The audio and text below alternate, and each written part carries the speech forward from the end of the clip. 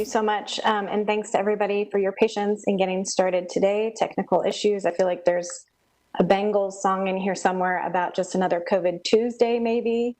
But welcome to the Growth and Natural Resources Committee meeting. We have two agenda items today. First, we're going to discuss the strategic plan review for the Growth and Natural Resources key focus area.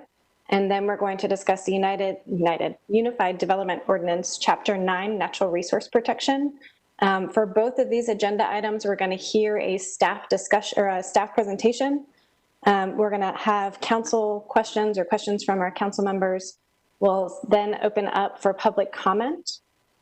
We will hear from everybody. We'll give everybody 2 minutes unless I hear that there are we had heard that there was a total of 13 people signed up. So if I hear that there's quite a few less than that, then we could probably allow for 3 minutes per person.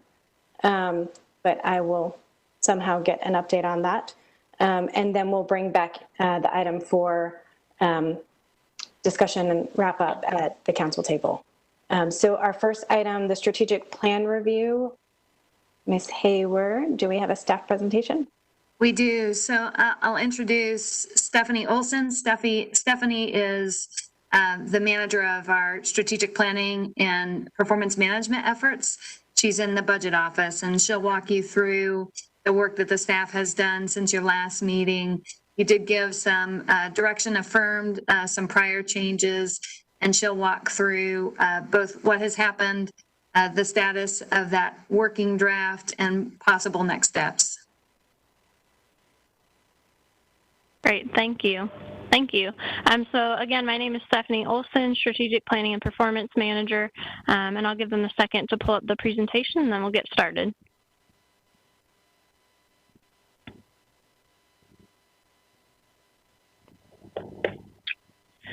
So first I wanted to just briefly remind everyone where we've been. So we received feedback from City Council at your council retreat as well as your June committee meeting.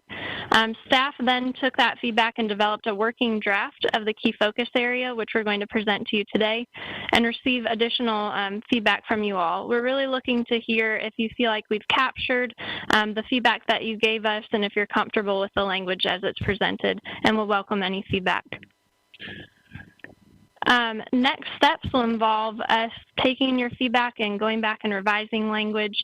We'd also like the Office of Equity and Inclusion to review the strategic plan and ensure that we're being inclusive and equitable in our language. And then staff will return in October with a final draft for your review and referral to the council as a whole. And we're open to adjusting that timeline as needed. So just to briefly set the stage, the strategic plan has 6 key focus areas. The one that you will hear about today is growth and natural resources. And you'll see objectives and initiatives. So objectives are strategic goals that indicate new results or conditions that we'd like to see. And then the initiatives are the action statements that outline how we will achieve those goals. Stephanie, this is Tansy. Can you hold really quickly? I think we've got an issue with people being able to hear. Councilmember Cox, can you hear my audio? Yes, I hear you. Okay, do others have a challenge hearing the virtual podium? No. I just couldn't hear the virtual podium. Are you able to hear me when I'm speaking? I still can't hear the virtual podium.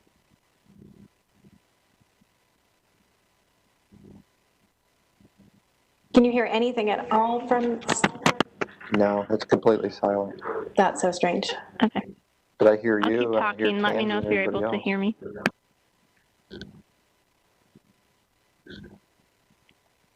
I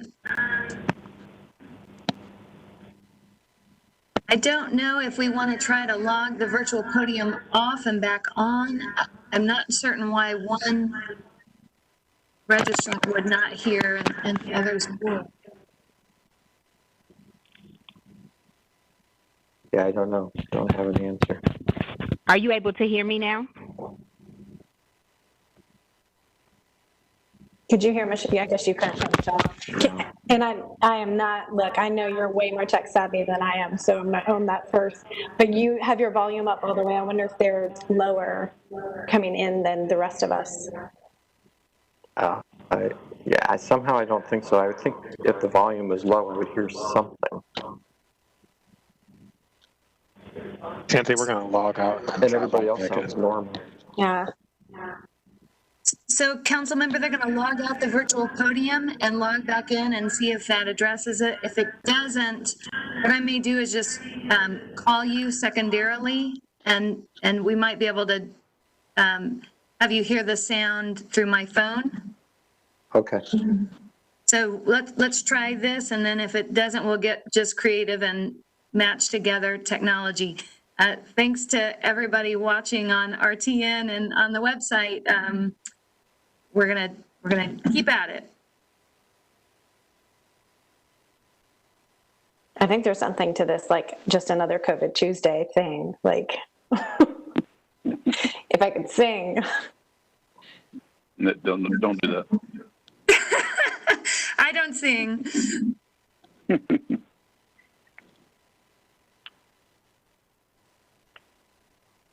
Okay, I think we're gonna try another sound check.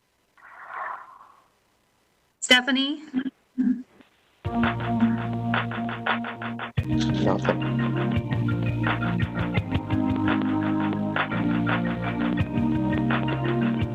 Now I don't hear Stephanie.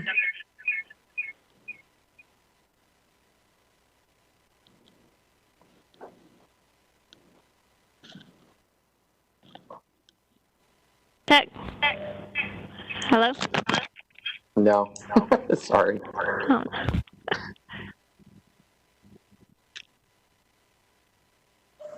So council member, I think that it is, we've got an echo, apologize. I'm not sure who's, thank you, whoever did that. I think it is being heard on the website and on RTN and by the other attendees. I'm gonna call you and we'll patch in sound that way. Since Okay. it appears that you're the only one impacted.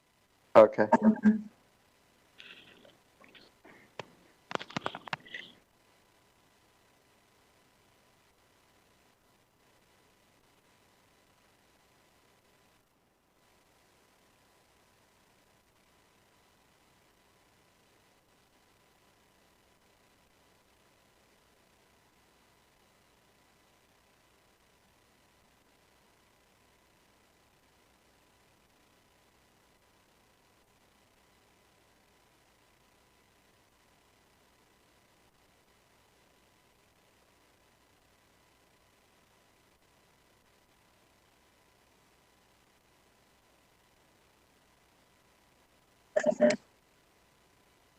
So I have him on the phone. They're going to try to call him from the system as well, and we'll see if we can get that as a more permanent fix. But I think we should be good to proceed for a bit here.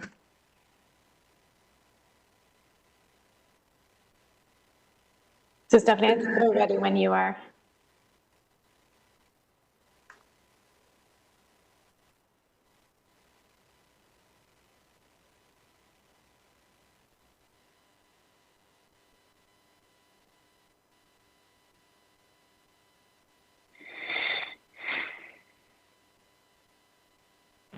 All right.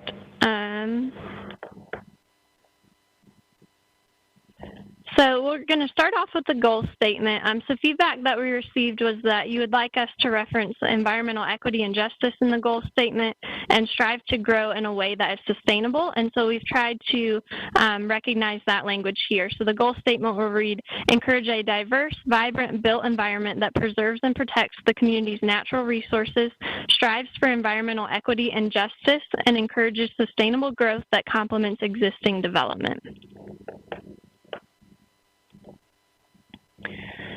Next, with objective 1, we tried to clarify some of the examples of efforts that will be included and also incorporated the City Council's feedback to lift up the city's work around the tree canopy. And so this objective would read, identify opportunities to refine and enhance policies and programs that protect and improve environmental resources to include the tree canopy, open space, and vegetation practices. And you'll see those represented in the initiatives below. So Initiative 1 really speaks to the tree canopy cover. So conduct a citywide tree canopy cover assessment to identify ways that management of Raleigh's urban forest can help meet climate, sustainability, resiliency, equity. And then Initiative 1.2, here we tried to incorporate feedback to incentivize and educate the community about our green stormwater infrastructure. And so this would read, build on the green stormwater infrastructure policy and additional tools to encourage low impact development in private and public projects. These next two initiatives are new initiatives. The first one was to address sustainable growth. This could also potentially present opportunities for engaging with community partners and youth. So this one is identify opportunities to eliminate barriers and increase education to encourage urban agriculture. And then Initiative 1.4 speaks to identifying opportunities to enhance the effectiveness of green waste collection that reflect current best practices. And this really speaks to the work that staff would like to do to enhance our organic and future compostable collection efforts. Initiative 1.5 is also new, develop and establish a stream restoration prioritization plan, and this addresses dams that do not serve a purpose and also speaks to efforts around involving our stormwater priority work that we're doing as a city. So tried to capture both of those efforts here. Objective 2 was also rewritten, so complete, adopt, and implement the Capital Area Greenway Master Plan to support a balance of environmental, multimodal transportation, and recreational uses. This was an attempt to connect the strategic plan to our Greenway Master Plan efforts, and you'll see that continuing through the initiatives below. Initiative 2.1 is actually one that originally lived in transportation and transit, but we consolidated it here in order to have a centralized greenway objective. And so this speaks to developing and implementing policy recommendations, operational considerations, and capital investments that allow us to position greenway trails as transportation options.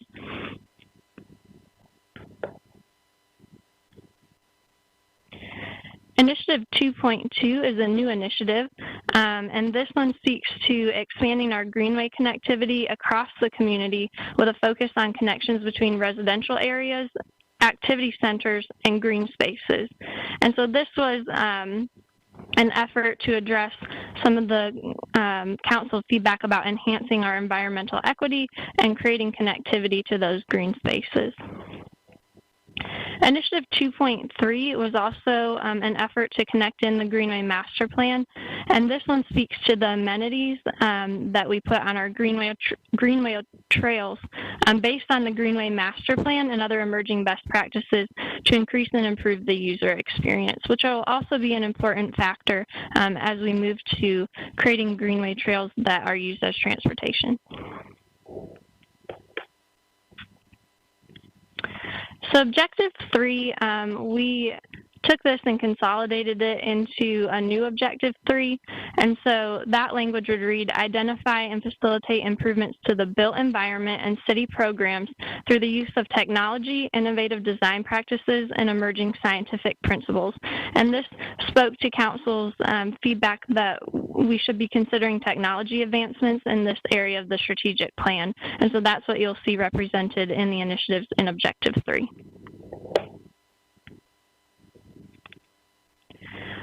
So I first wanted to highlight that we did take out a couple of initiatives from GNR and moved them to transportation and transit.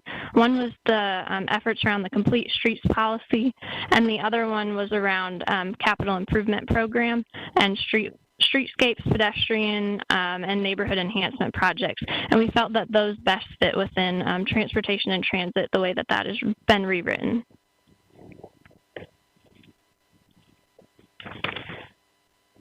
And the new initiative 3.1 is utilize an environmental justice mapping tool to enhance understanding of environmental inequities in our community and identify potential options for mitigation. Staff felt that this was a very important first step so that we could understand the problems that we're facing and then move to creating some potential options for mitigating those issues. And so this will really help inform our intentional efforts throughout this objective. There's also another new initiative, 3.2, which is evaluating city programs and resources for scientific and technological investments that could improve environmental performance. There are a couple of ideas that staff are looking to implement, such as smart meter investments in our public utility system, piloting innovative asphalt technology, and also potentially looking into the use of environmental sensors. But this could involve any number of things that Council is interested in as well.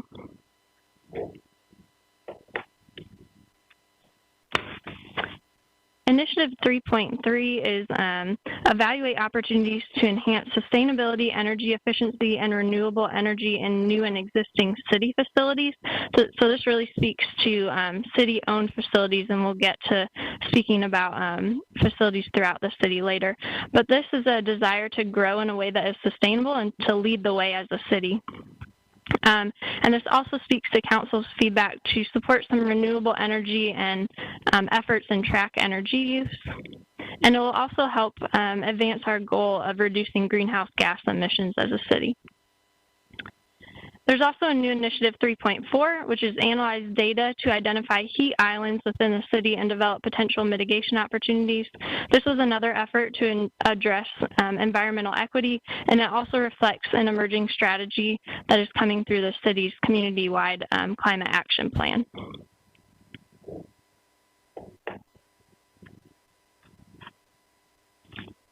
And then finally, we have Objective 4. This is a new objective, and it's to pursue opportunities to advance adoption of environmental stewardship practices throughout the community, including efforts to reduce community-wide greenhouse gas emissions. We really wanted to tie in here the city's greenhouse gas emissions reduction goal of 80% by 2050 and center our initiatives around that effort.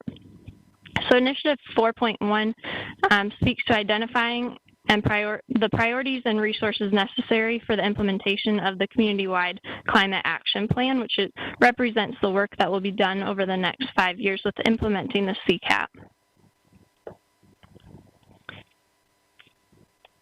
Initiative 4.2 is another new initiative. It's to identify policy, partnership, and advocacy opportunities that would support modernization of the electricity distribution system and increase use of renewable energy sources. This is another one that supports the CCAP, including the high-impact GHG reductions, and this is a way that we can consider opportunities to support renewable energy. Initiative 4.3 remains the same. This is one that we had presented to you all last time to implement strategies for citywide waste reduction. And then finally, a new initiative 4.4, work with community partners to engage youth in stewardship and environmental education opportunities. This was feedback that we received from Council that we need to harness the energy from the youth in our community around this area of work. And so we called this out as a separate initiative.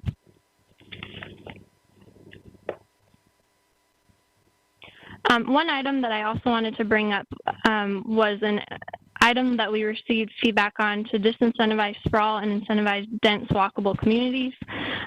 This concept is represented in Safe, Vibrant, and Healthy Community, as well as transportation and transit key focus areas across multiple initiatives there, but would be open to additional conversation. So with that, I'll ask for the presentation to be pulled down and would welcome any feedback.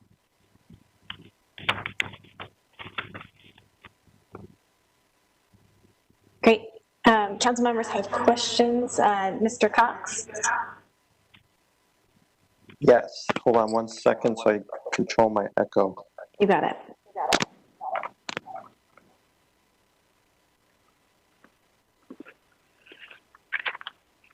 Okay. Oh, that didn't work. Okay, there we go. All All right, now I lost my page. Okay, in April, looks like some graduate students at Duke University came out with a paper about Durham's tree canopy. And the paper is called Planting a Sustainable Tree Canopy for Durham. And it states in there that Durham has a city goal of 55% tree cover by 2040. And I was wondering if we should incorporate such a goal in our strategic plan. Some other things that they mention is that Durham is creating a tree planting prioritization map based on ecosystem services, and they're also looking into modeling, doing computer modeling, I guess, with of Durham's urban forest under various development scenarios. So the question would be, with the planned development that we have, if we were to computer model that, what would be the impact on our tree canopy? So those would be a couple things that I think that we need to do. We need to establish a specific goal for our tree canopy. We need to identify a map where we want to prioritize tree plantings, and we want to have we want to be able to model development to see how that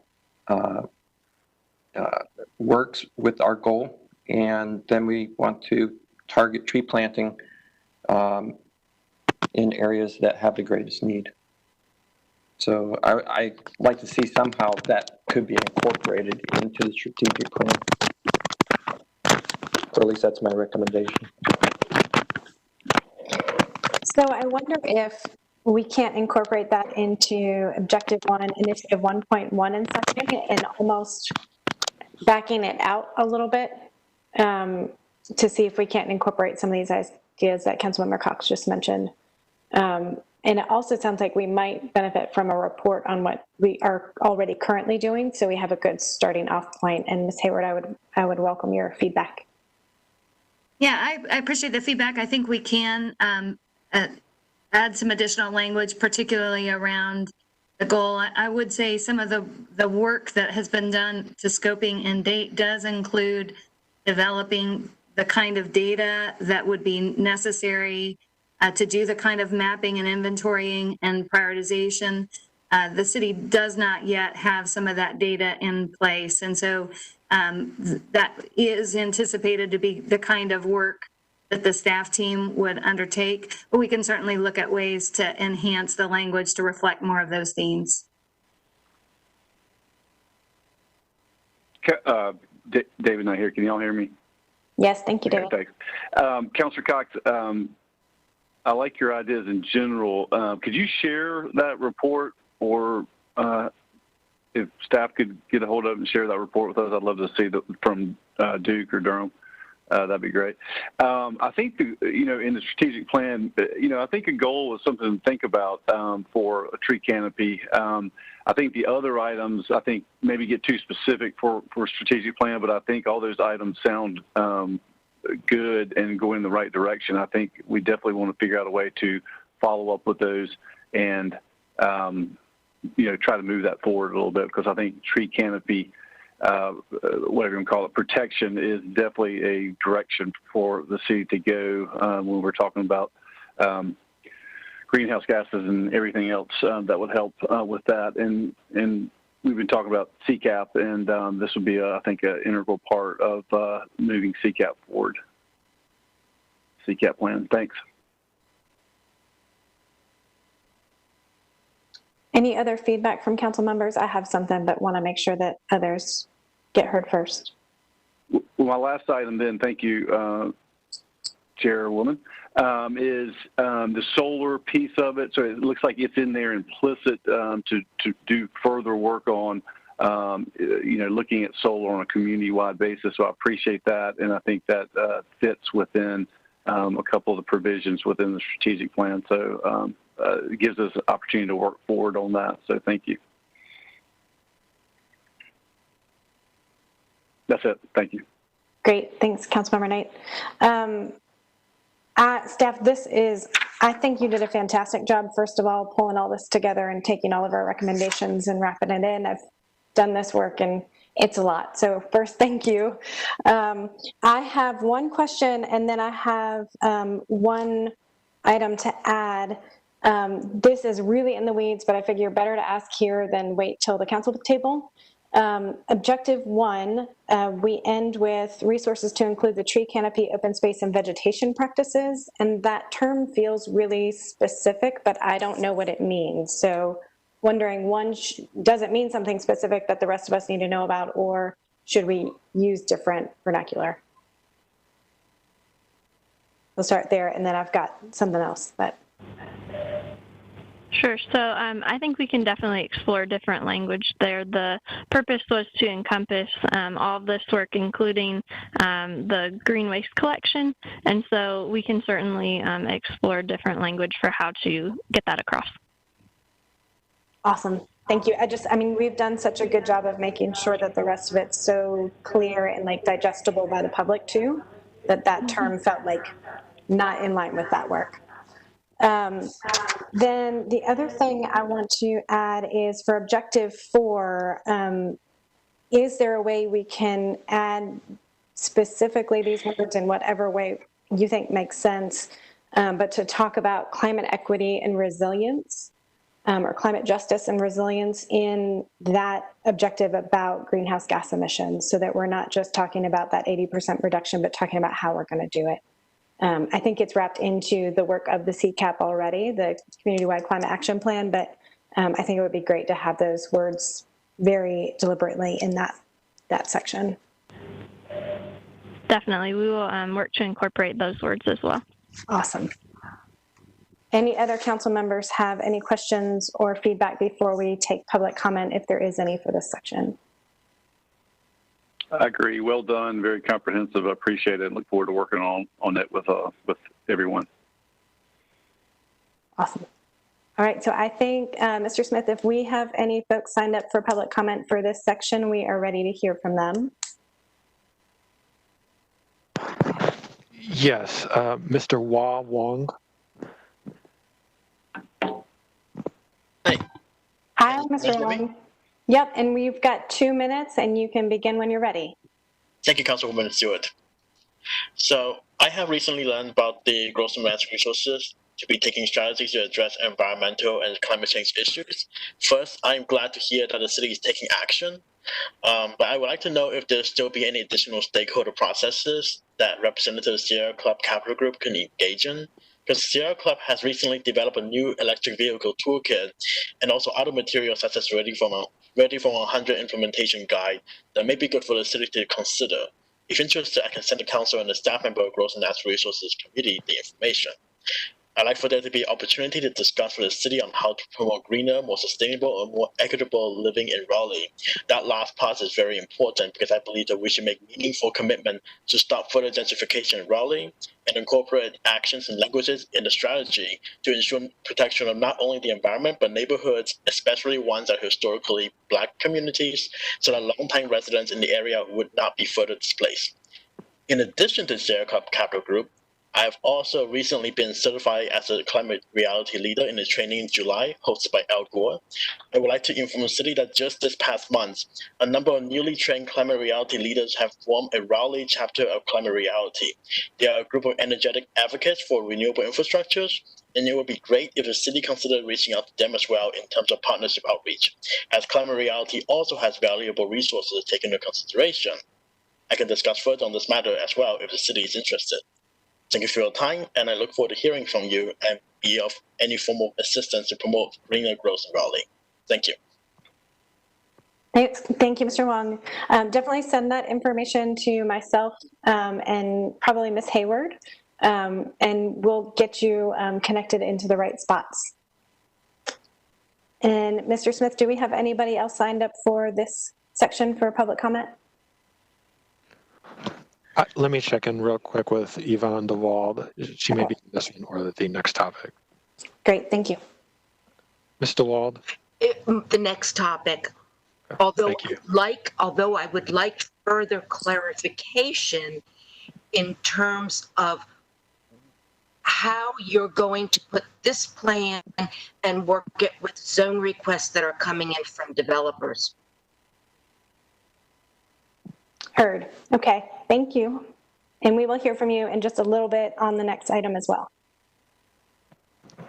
Okay, so bringing the item back to the council committee table. Does anybody have any further questions? Do folks feel, I'm curious, some of the other committees today who met actually went ahead and passed their strategic plan sections out and ready to go to the council table. I'm ready to do either. I'm ready to sit with it for another month if we think we need more refinement before we send it to the council table, or we can go ahead and vote on it today. Does anybody have any strong opinions either way? Well, maybe, I don't know, maybe ask Ms. Hayward or other staff if they think they need more time on it or would like to continue to talk about it within the committee before it goes to the full council. If y'all have any ideas, staff, I'd like to hear those. So we're happy to do either. I think that the feedback that we got was straightforward and clear, and so I do think that we can act on that and incorporate some amendments before the plan comes back to for the full council's consideration. I do understand that some of the other committees similarly offered some requests for edits that we'll be incorporating into the document before it comes back to the council table, but would certainly be open if the committee would rather discuss again what those edits might look like before it goes to the committee. There is, again, as Ms. Olson said, the potential for other slight modifications before the final draft comes to the council from some of that other internal review that we intend to use just to further strengthen the document.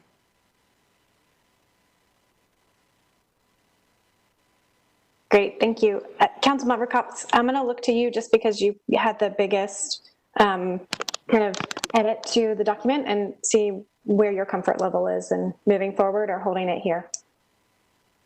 Well, earlier today, Safe, Vibrant, Healthy Communities did forward it to council, but there were fewer changes than what we're thinking about here. And based on what Ms. Hayward just said, I would be comfortable if we held it one more time here and then got the edits down and then forwarded it. But I'm not going to object if others want to forward it now. Let's just hold it at the table then. Get the edits back and we'll look at it next time. And I imagine it'll be a pretty quick thing and we can move forward. But I just want folks to feel comfortable, and I do think there are enough questions that we'll just put one more set of eyes on it before we send it back to the full council table. Okay. That's fine, thank you. All right, item number 2, Ms. Hayward, I think we'll start with the staff report as well. That's right. So we have Travis Crane from Planning and Development. This item has been before the council, but before this committee, but not for some time. So he is going to try to do a brief primer to get everybody back understanding the framing of the issue. And then we'll talk about some potential options for discussion and also opportunities for public involvement. When this committee last discussed the item, you had deferred action to allow some public participation. That meeting happened in February, and none of us could anticipate the challenges, the public health challenges that were going to be right on the heels of that meeting. Thank you. That was a wonderful introduction, Ms. Hayward. I appreciate that. Again, for the record, Travis Crane in Planning and Development. And as the presentation comes up, I want to set the stage for the conversation today. We'll speak a little bit about that February 10th meeting, talk about some work that staff has done in the interim, and then present a suite of options for your consideration as we continue the conversation. So, this topic is generally about the Chapter 9 regulations. As we've discussed before, Chapter 9 includes some environmental standards related to tree conservation, stormwater, and finally, for our urban watershed, Falls Lake watershed, and Swift Creek watershed. So as Ms. Hayward mentioned, this item was last discussed in person on February 10th of this year, there was a really exhaustive review of the history of all of the watershed regulations that was done brilliantly by our city attorney. There was some focus on the urban watershed, which we use interchangeably with the Richland Creek watershed terminology in the memo. Apologize if that's confusing at all. That's just the specific name for the area in the code. The main takeaway from that discussion was the identification of a conflict in the regulations.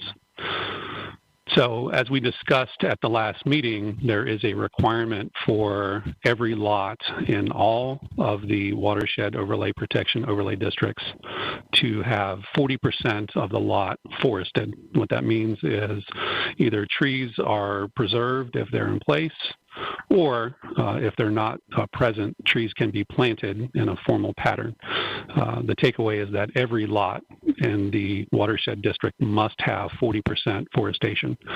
The conflict is with another regulation elsewhere in the code that relates to the maximum amount of impervious surface. That maximum is set for the urban watershed at 70%. So just doing the quick math, you can see those numbers don't add up. They actually exceed 100%. So it's physically impossible to meet those standards. Adding a little bit of additional context to the conversation was an exploration of the Board of Adjustment. So the Board of Adjustment is the body that provides review of variance requests. So if a property owner would like to vary a standard in the Unified Development Ordinance, they would appear before the Board of Adjustment and ask for relief from that standard. Since 2015, there have been 47 requests to vary these standards. These are all housed in the urban watershed. Some are to complete relief from the standard.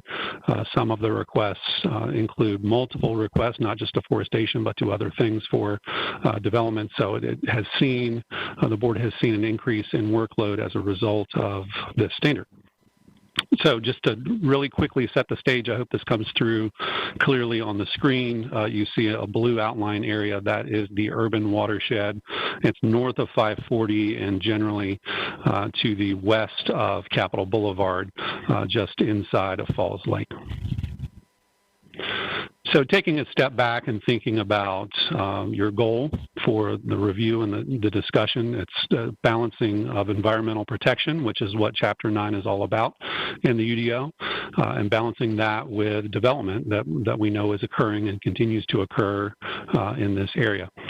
So through the review of these standards, it would be appropriate to identify any appropriate changes to the Unified Development Ordinance. So in helping to clarify staff's thoughts, we walked through a couple of very generic scenarios. These were designed by our Urban Design Center staff, so I want to quickly say a thank you to them for putting this information together. They walked through 3 different scenarios. The first is a large lot office development scenario. We call that scenario 1. The assumption here is that the property is a little bit more than 3 acres in size. It's 150,000 square feet. When coming up with the assumptions here, staff looks at the typical use and identifies the parking demand, and that's really one of the major drivers, no pun intended, of site development is how much area is required for parking. There's another known quantity in the urban watershed, which is the amount of forestation. So that's the column all the way on the right that represents 40% of each one of these examples. So for scenario 1, you see that the forestation requirement is 60,000 square feet. That's just a bit more than an acre, almost an acre and a half. Parking spaces required are almost 80. So what that produces is a 30,000 square foot building footprint. In a normal context, a building footprint could be extruded to get additional floors. However, because the parking demand is tied so closely to the square footage, there simply is not an allowance for an additional floor in these scenarios. So for scenario 1 and scenario 2, these represent one-story buildings. Obviously, the building footprint could be smaller, multi-storied, but that parking demand and the forestation requirement are both static numbers that cannot change. So what's important to look at for scenario 1 is building footprint that's assumed here is a 30,000 square foot building footprint. Forestation is double that at 60,000 square feet. It's a bit worse under scenario 2 where the building footprint is less than 10,000 square feet, but the forestation requirement is 24,000 square feet, so just a bit more than a half acre in size. The property assumption there for scenario 2 is a 60,000 square foot property. And then finally, scenario 3 is purely residential. It's examining a 6,000 square foot lot, which is a typical lot size for an R6 property, which we find a lot of R6 zoning in the urban watershed. Building footprint there is 1,150 square feet, but unlike the other two examples, this could be a multi-story building because the parking increase is not generated by additional square footage here. It's just set at static 2 spaces per dwelling unit. But in this example, the forestation is 2,400 square feet. So in each one of the examples, you can see that the forestation is in some cases double, in one case triple, the requirement or the allowance for a building square footage. So what I'd like to do is just walk through a couple of different options based on your February 10th conversation, and again, reflecting upon your goals for balancing environmental protection and allowing development in the area. The first option that's been identified is what I'll call a simpler option. This would be a reduction in the forestation area to 30% for all of the lots in the urban watershed. It would also add a nonconformity clause to the code. And this is important because there are a number of properties in the urban watershed. I can't quantify that off the top of my head today, but this is some research that we could ballpark for the committee if you're interested. A number of properties up there just simply don't meet the 40% forestation. And while that might be impactful for certain large commercial properties, it is also equally as important for smaller single-family residential properties. So if a property owner would like to come in and propose changes to the property, the 40% forestation would need to be met before the changes could be approved. So moving on to option 2, it's a little bit more of a nuance from option 1. It would exempt residential lots less than 1 acre in size from the forestation standard, but then reduce the forestation requirement to 30% for large residential, that's anything over 1 acre in size, and any commercial lot or any non-residential lot. So there's still an amount of forestation that's required, but it's really held by these large residential lots and commercial lots. And like option 1, this would include a nonconformity clause.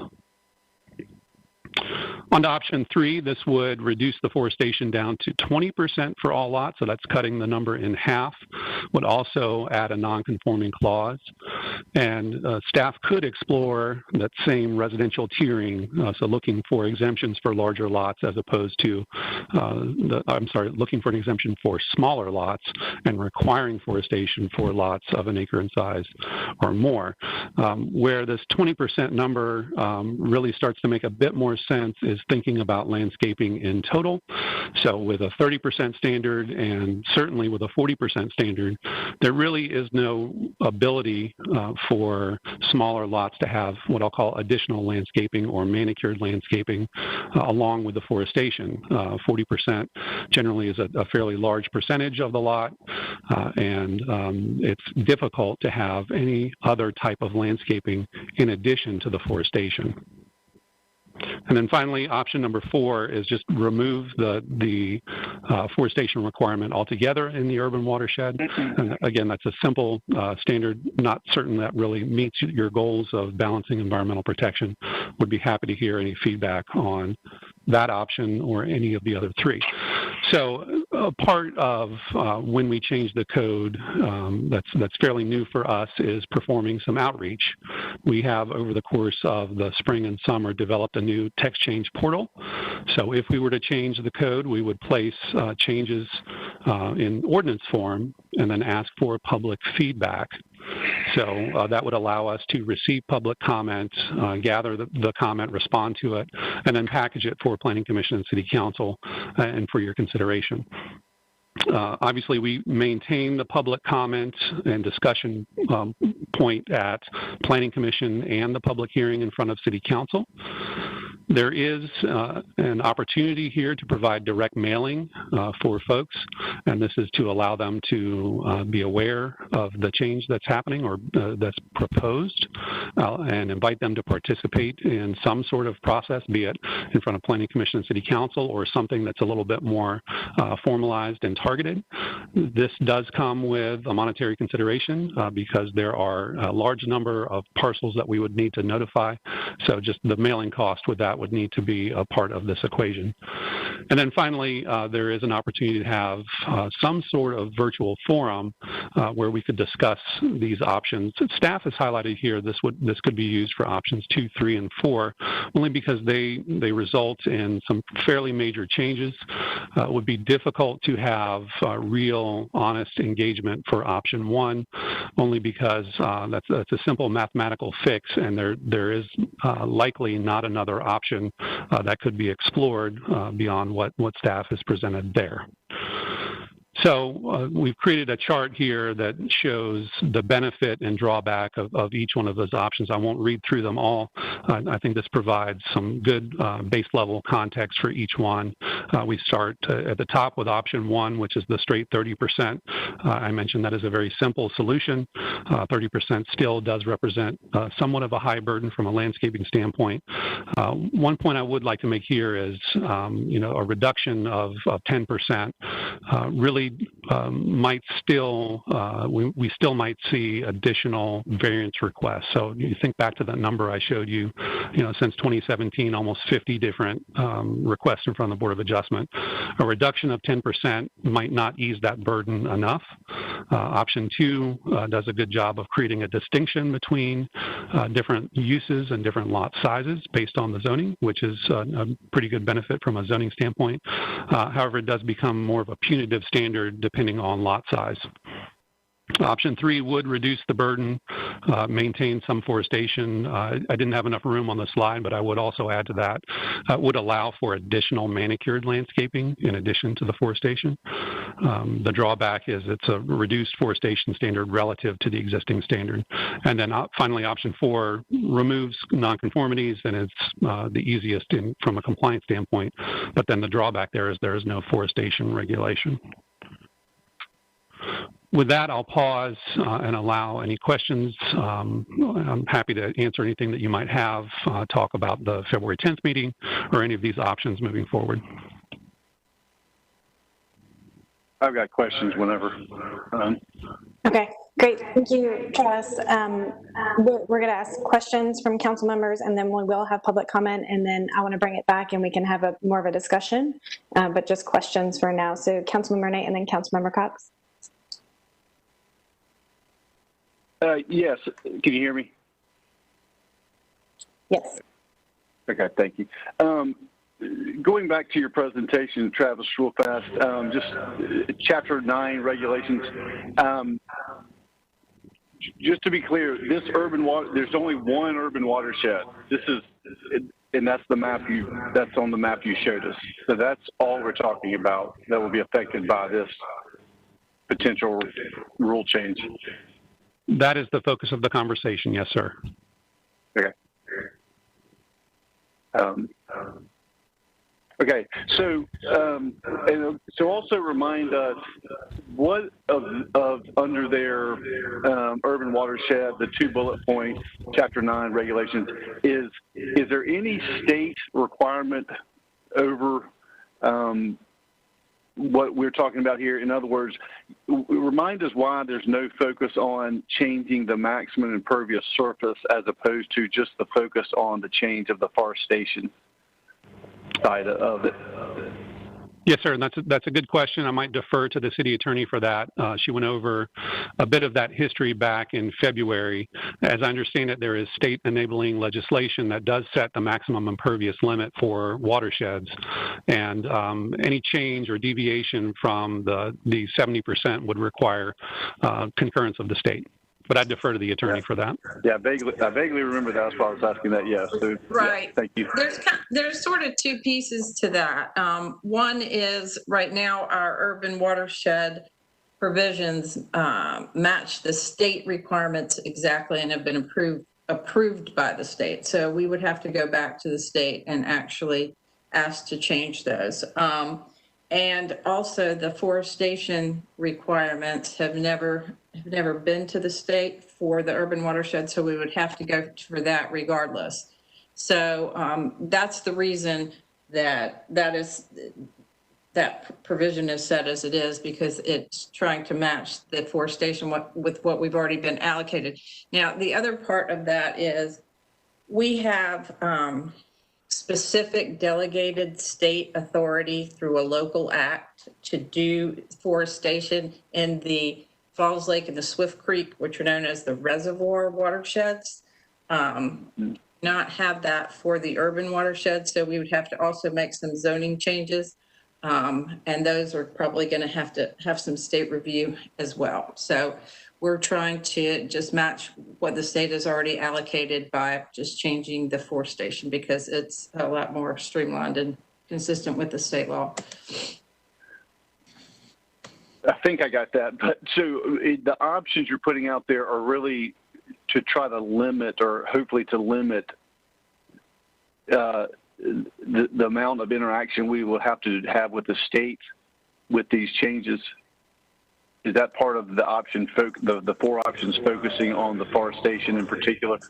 I think that's part of the option. I think the other part of the option has to do with and this is, not really legal, but kind of legal, as to what development in that particular watershed and forestation you want, considering the differences in the zoning requirements, the lot sizes, and all of that, which are not the same as the reservoir watersheds. So the state requirements took into account those were the reservoir watersheds with bigger, much larger residential lots and that type of thing. So yes, could you go to the state and ask for more changes? I guess we could, and we could see if we could get that done. I guess the other question is that something that you want to do, or do you want to fix it with what we know the state has approved? Okay. The only other thing that I think, just in terms of bringing back the discussion in February, and the options were meant to be responsive to the feedback that the committee gave at that time. And our understanding was any changes you made, you did want to try to positively reduce the number of variances that were needing to be sought from the Board of Adjustment. And so I think that was part of the impacts that Travis highlighted when he discussed the options. Right. February seems like a long time ago. How long has this conflict existed? Remind me. It started at the UDO. If you'll remember, I probably meant to get the other PowerPoint, but basically what happened is many years ago in 1985, we got the local act to do the forestation in the reservoir watershed. And so we started working on that, and that went in the old zoning and stormwater code, and those were for Swift Creek and Falls. And those were the only watersheds that existed at that time. And those were both called reservoir, or actually they weren't called anything but reservoir. So we got that regulation in for that. And that was done in I think it eventually got in 2002.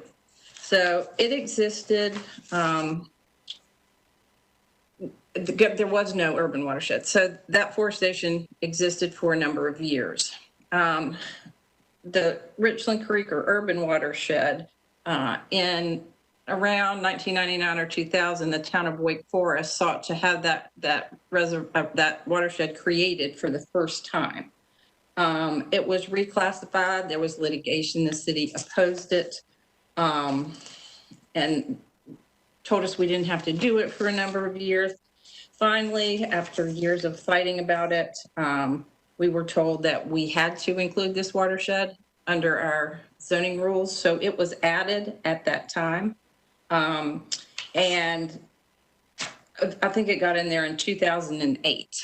And at that time, the city chose to regulate it in a way that was consistent with the state's requirements and do only that. So that didn't include any forestation.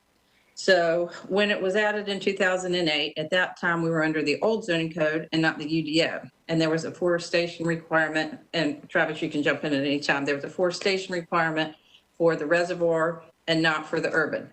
And that until the UDO was enacted. And under the old zoning code, there was no provision like there is at 9.1.9 now, which is called tree conservation. Okay, there was not such a section in the old zoning code. Instead, there were requirements for each one of the reservoirs and the urban, and the two reservoirs had in their separate regulations a 40% forestation requirement, which had been signed off by the state. The urban did not have that in it. So then the UDO comes along, and there's two different provisions that apply. So there is this tree conservation, which is in 9.1, and then the separate watershed requirements are in the other part. And so there's one for urban, falls, and swift. And so the specific regulations provide for 40% forestation for Falls and Swift Creek, but not for the urban. And this was in 2014, right, Travis? 2014? 2013, that's right. 2013. Okay, so at that point, we got the new tree preservation, and the tree preservation is of the 40% that falls in the specific zoning ordinances ones, and it pulls in and it says not only is the 40% forestation required in the two reservoirs, but it's also required in the urban. So that came in right when the UDO was enacted, and the two didn't match. It's like they pulled all the watersheds into section 9.1.9, but didn't realize that it wasn't actually in the other part. So that was where the conflict happened. And I don't think anyone noticed it until maybe they started coming in for variances, Travis? By staff.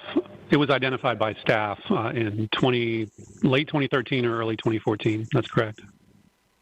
And so, it's existed since then. And I think council's direction at that time was to leave it in. But at that time, we didn't really know about the conflict. And so what brought it all to a head was when Toby Coleman, who's out there listening, because I know he signed up, brought a zoning interpretation to the zoning administrator and basically said that as a result of that conflict, if we do stormwater control measures, we believe we're completely exempt from the 40%.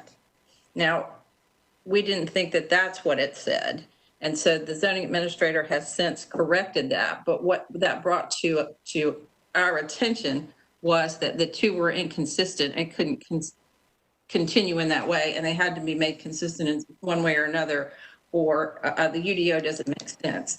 Now, since that interpretation, we have continued, the corrected interpretation says you do 40% in the urban watershed. So that's how it is being administered now. And, we've got maybe 3 variances in the queue, something like that. So they're still coming in. So that's the whole background, is that the conflict arose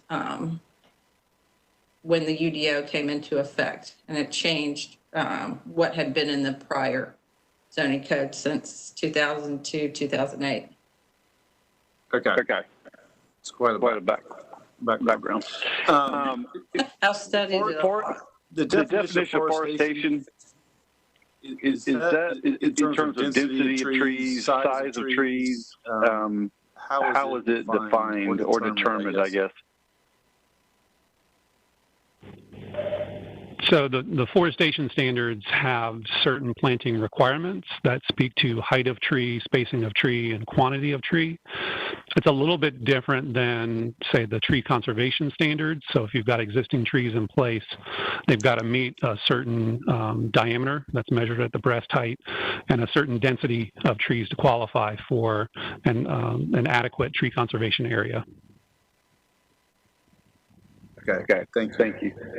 And then the last question and then a general comment. On option two, why don't we look at it in an opposite way as 30% for smaller lots and 40% for larger lots, since you will have more room to generally build because you have more square footage.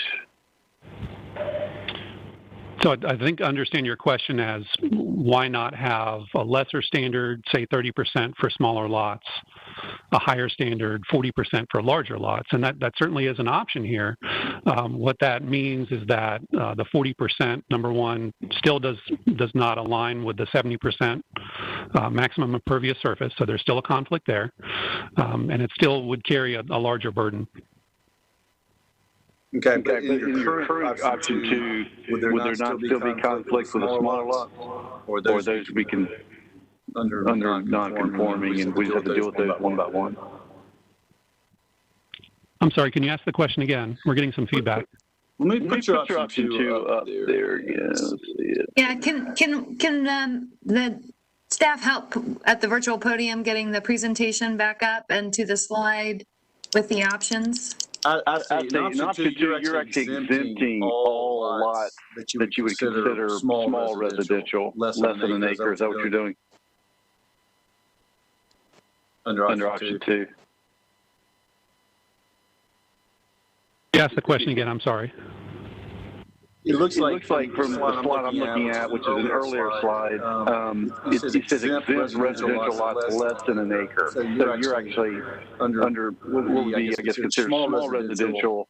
They would be totally, forestation would not, the forestation requirement would not impact small residential. Is that what you're saying there?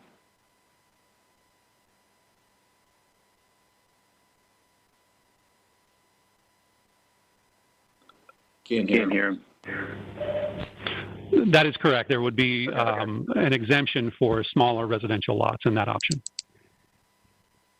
Okay. Thank you. I think it does seem to me that with the tree conservation areas that we now have as part of our code, and then with this forestation piece that I'm still not clear about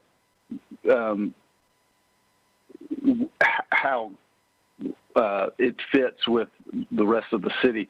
I think it's something we need to look at because I think it is it's seeming to be a bit overlapping, at least in some parts of the city, at least on the urban watershed.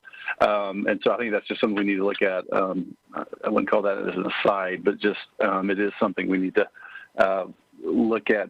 These are just not fitting, and they seem to be, if not in conflict, just not matching up very well. So I think that's something we need to look at. Thanks, and I'll listen to sorry it took so long there. Thank you, though.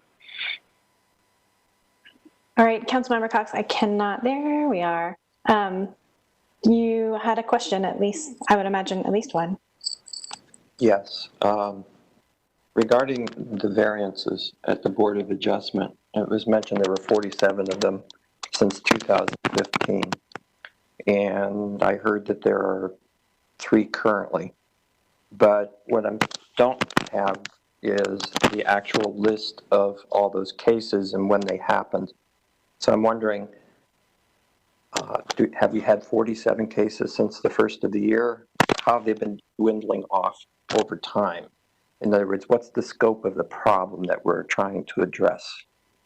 When the urban watershed was first established and we had the variances in 2015, have we addressed 45 or 46 of the cases by now?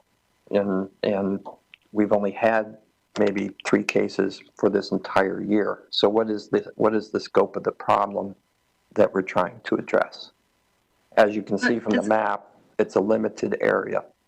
Obviously, one of the reasons the watershed was established and this area is different from the rest of the city is that the only real major river that we have is the Neuse River, and it happens to run through this area.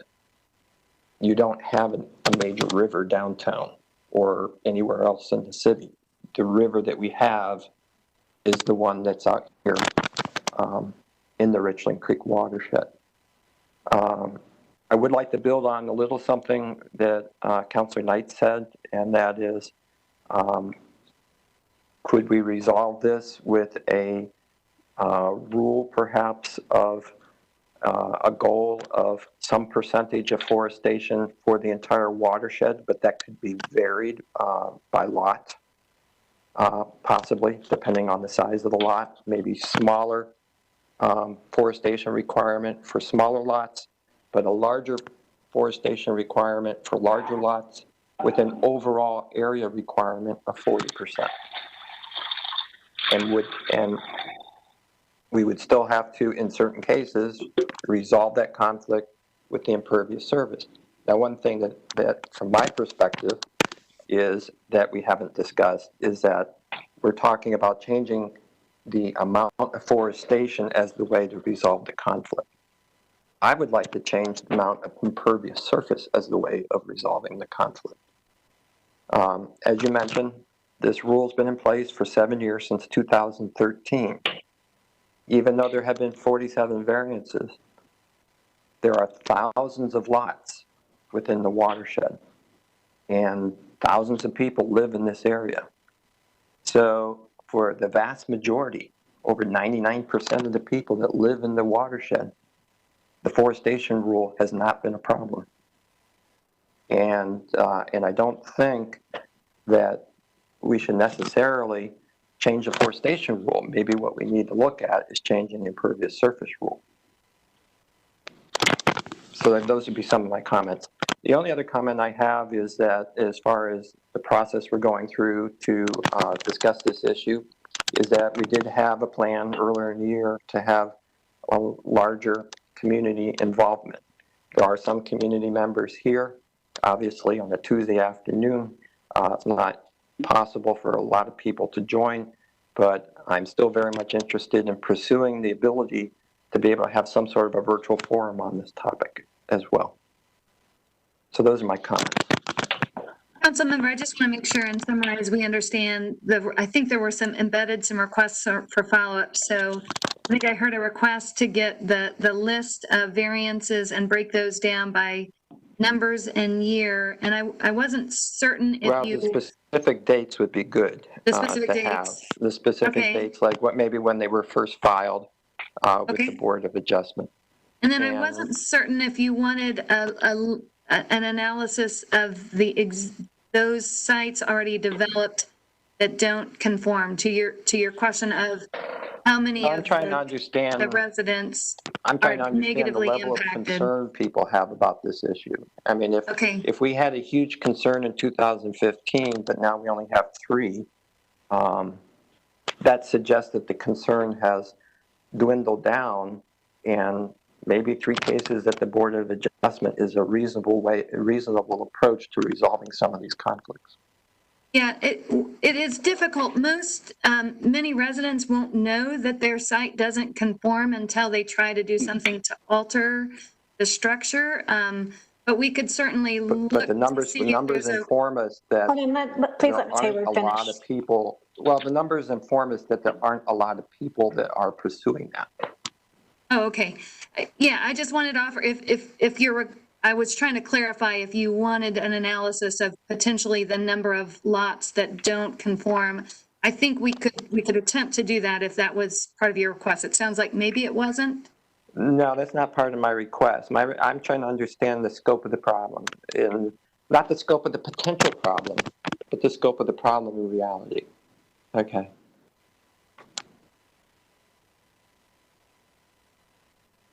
Okay. Thank you, Councilmember Cox. We'll follow up with the variance information that you've requested. Okay. I have questions, but in the essence of time and wanting to make sure that we do get to folks on the phone, I do want to go ahead, if council members are good, go to public comment. Okay. Derek, can you help us with that? Yes, Yvonne DeWald, you're on the line. Is my mic on? Yes, ma'am, it is, and you have 2 minutes when you're ready. Okay, thank you. Thank you.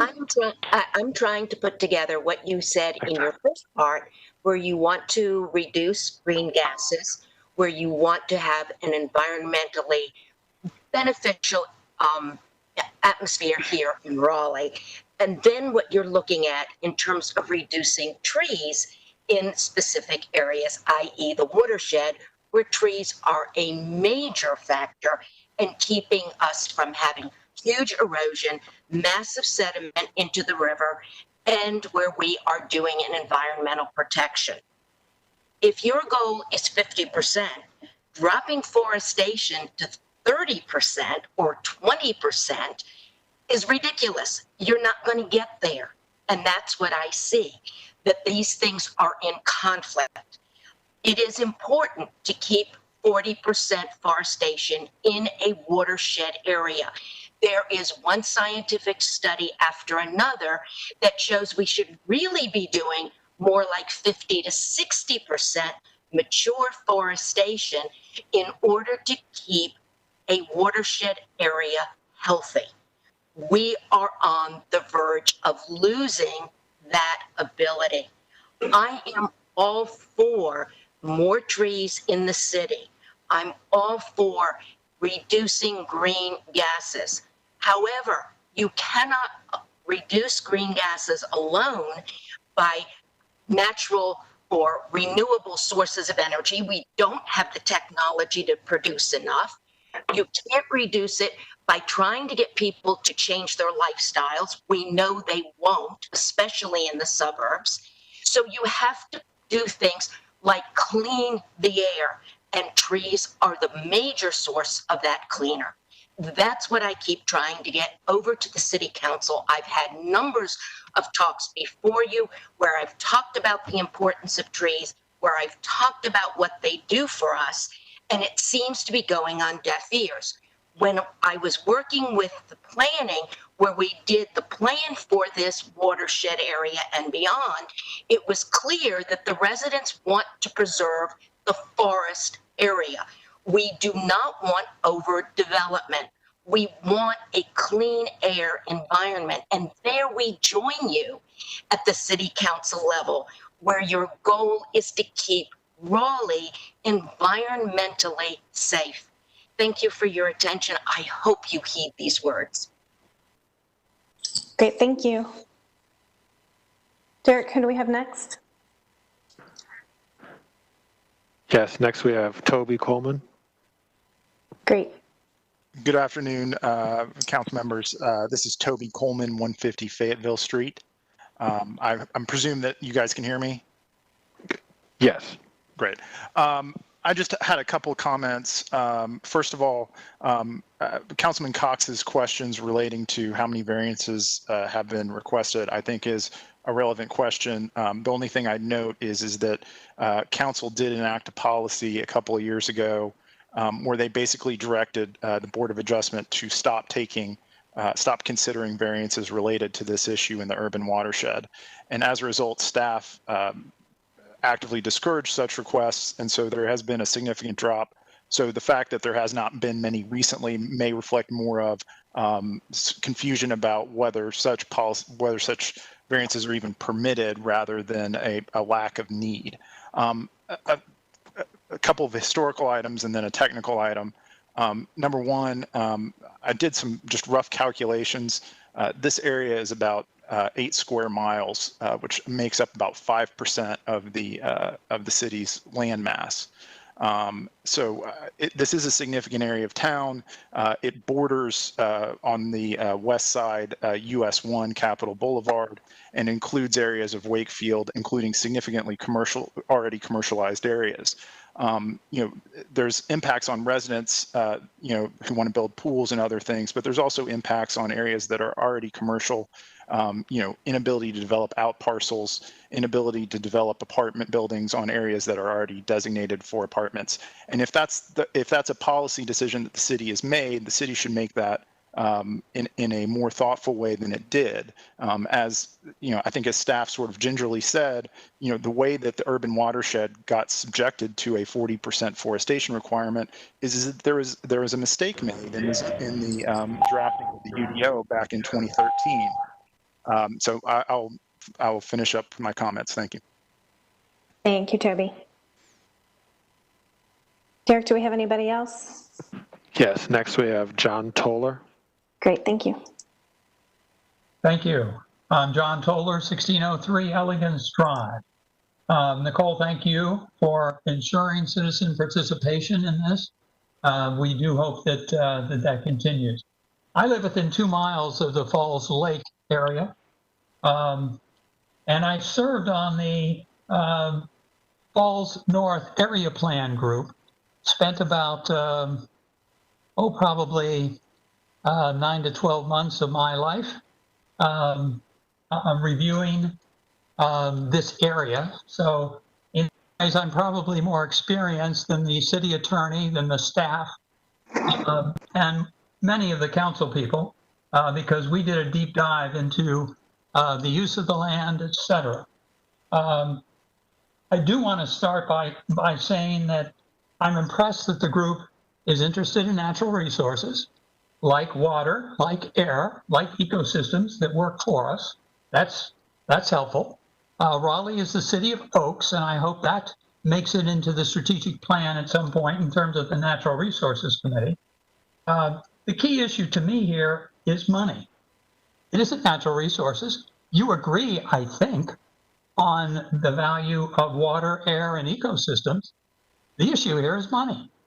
And the Board of Adjustment is being used as the way to make sure that the power and control is not in your committee, but is in their hands.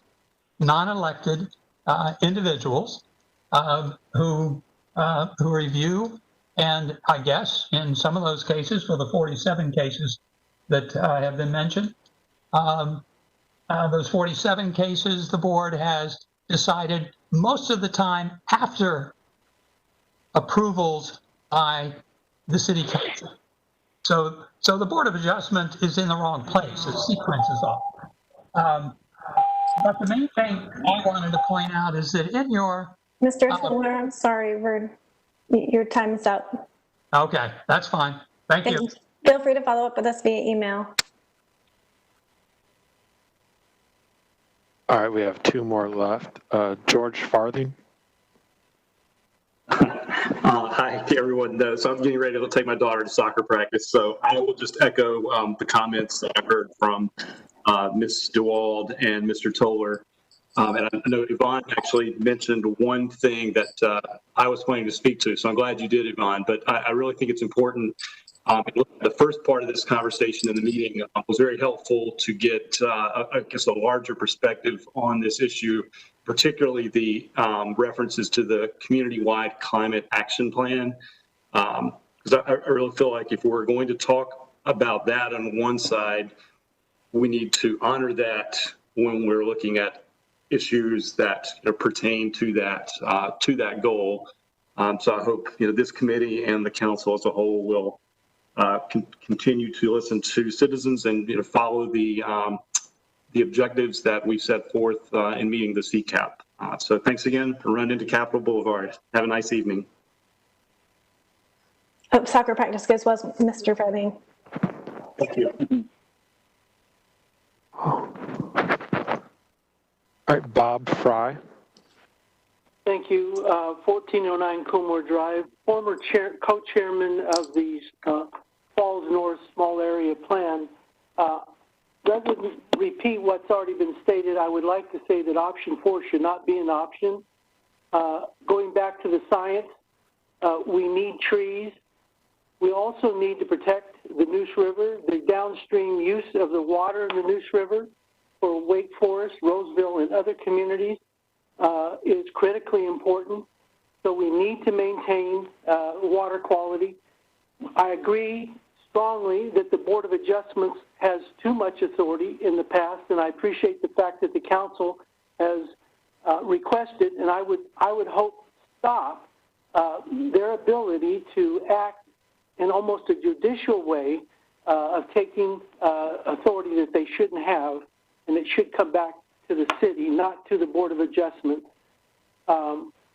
That's basically the point. I think we have to maintain quality, and again, I would like to see this dealt with in an impervious as an impervious surface issue, and not taking away the trees. Again, the science has already told us, it's already been shared with you, that we should probably even have more tree protection than we have. Thank you, sir. We have no more public comment. Okay. Thanks for everybody for your comments. Travis. And for hanging with us and being patient while we make our way through the agenda today. I'm going to bring the item back to the council committee table. I have a couple questions, if I can find my notes. There they are. To follow up on something Mr. Cox said, Tansy, I am very interested in finding out how many sites there are left to develop in this watershed. I think it would be useful to see, if it's possible, to see those and see the map. I'm also interested in I'm a very visual person, so seeing that and then seeing that layered in some way or next to the future land use map that we have that's on my iMaps or anywhere in our documents. The other thing I'd like to see come back to us, again, we're not going to take action today, so we're just kind of providing some feedback here and asking questions, but I'd also like to see a comparison of our forestation definitions side by side with the tree conservation definitions. I want us all to be on the same page about what we're actually requiring when we say forestation. I fear that we're thinking forestation means one thing. It means this beautiful green, been there a long time forest, and instead it means something very different. And so I want us to have a level set on what that means and what that means compared to tree conservation. I think that information would be really helpful to have.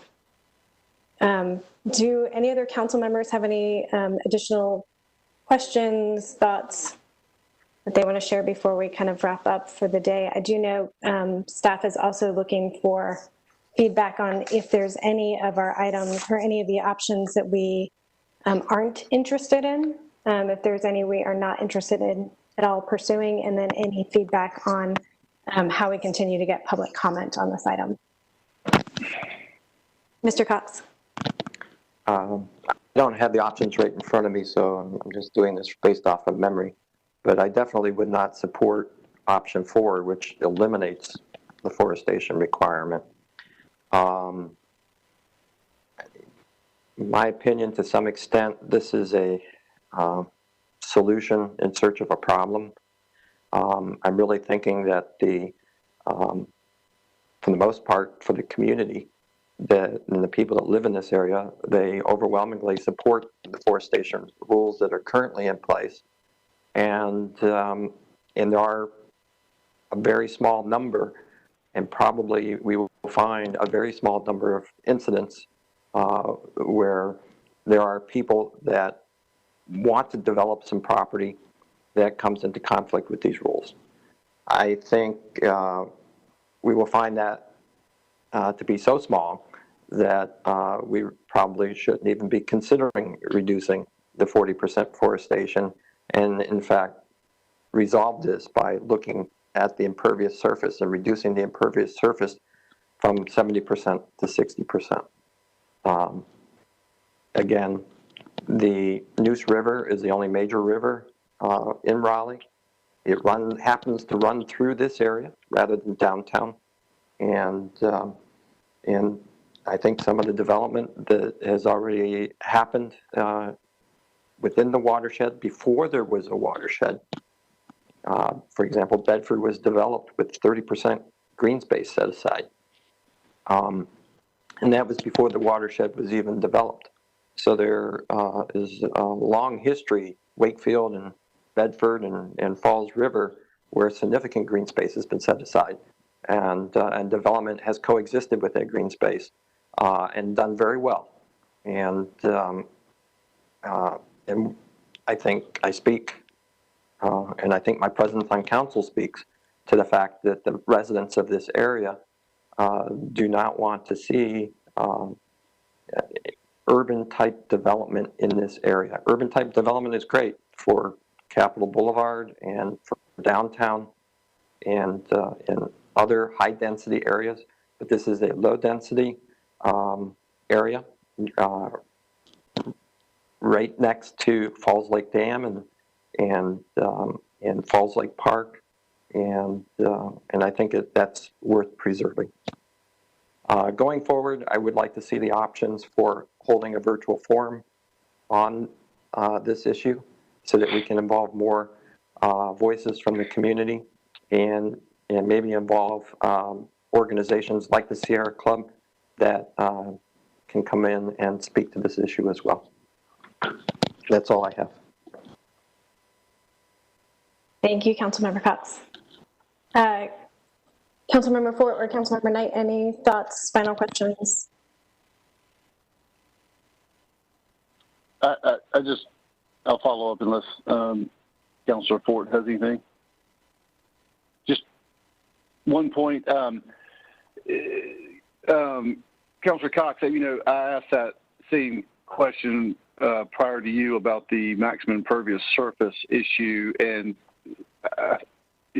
I think it would help us, maybe if it would help you, it would help me to get maybe a legal response to that, Robin, because what I heard back was that may not be an avenue we could take. So is that something that you, I think it would be coming from you, wouldn't it? Just prepare maybe just a response that is this, could we go about this through the maximum impervious surface rule as opposed to just the four options focus on the forestation rule, and maybe that would be helpful, clear if it was written down, because I heard that the thought was we probably couldn't, but I'm not sure if that's correct or not, because I'd like to go that route too. I think we could. Okay, you can probably do it if the state says that it's okay that you would do it. What you would do is you would change, I can write this down, but I'll just tell you real quick. You would change the requirements in the overlay district. You would have to create a new zoning designation called a resource management district under the local act. So we would have to put this district in a new district, rezone it, change the watershed rules, and then take those all to the state and ask for permission to regulate in that manner. So that goes to our earlier discussion about that would require more interaction with the state than the four options that were put before us, I guess, is what you're saying. Yes. And, I probably defer to my stormwater environmental people in my office as to, the steps for doing that. We haven't done it in a long time. I don't think we took anything in the UDO, as I understand it, to the state, and there weren't many changes. This is the only one I know about right now that they haven't reviewed, but they would have to review the two pieces, the forestation and the impervious. So okay. It'd be helpful to me to have that, if you wouldn't mind, a quick summary or a legal sort of, this is what we'd have to do if we went that route, interacting with state government. Would that help you, Councilor Cox, make it more clear? Yes, I mean, I would certainly like to understand my options, our options, and weigh the pros and cons of those. Yep. With this, if we get consensus direction we can certainly in your next presentation craft that option and do some of the similar scenarios that you saw in this presentation in terms of similar analysis, so that you could understand some of the impacts. Mm-hmm. Okay, thank you. That'd be helpful to me. Thank you.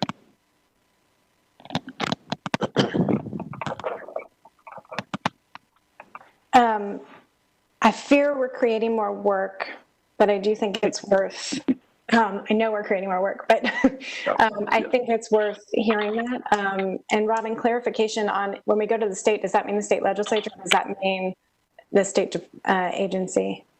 And that can come back with that information. Yeah, it's the agency. Although, you know, there's a number of steps involved, so I can lay them all out. And there's still some at the third. Anytime we're going to put this in this water, we're going to have to go to state anyway because we're not ready to sign off yet. So, but it's just a matter of how many things we're going to ask and what we're going to ask for.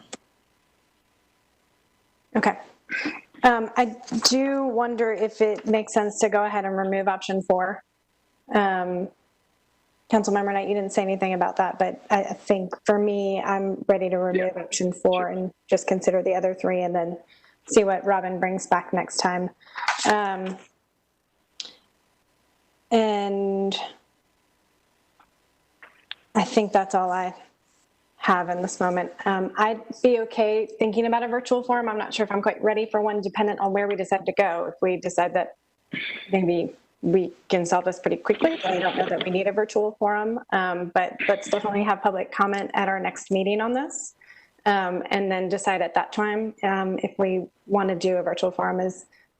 We did talk about at our last meeting in February that we wanted to go out and have an in-district, in the watershed meeting, and I hate that COVID took that away from us this year.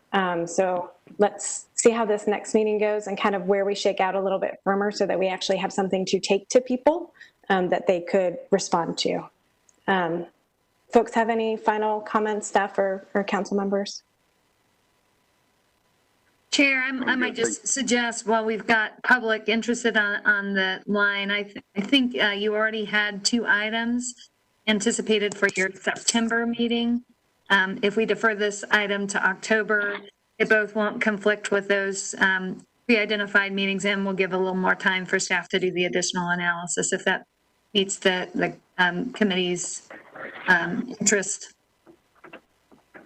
I think, I'm sorry, can you say that? I was trying to find the agenda and see what else we have left. So we have these 2 items coming back. We have you have an item on basically a request to identify improvement opportunities in the development process that was intended to come in September. And then you'll have the strategic plan again in September. And so if this item came in October, that would give a little more time for staff analysis. We can certainly work to make sure that we're ready for the October meeting. But I thought given that you've got community members on, they might appreciate some sense of the timing. And so we can certainly make it a priority from a staffing perspective if it's a high priority for the committee. For some reason, I'm still not grabbing it. I don't know if it's just the time of day or what. So you're saying this one for October, this item for October, and then the other 2 items for September. Right. Okay. That's okay with me if it's okay with everybody else. Sorry for my slowness right now, but here we are. It's just another virtual COVID day, not COVID Tuesday. There it is. Okay. Everybody's good with that? Great. All right. Then I guess we are meeting adjourned. All right. Thank y'all. Appreciate it. Thank you. All right. Bye. Thank you.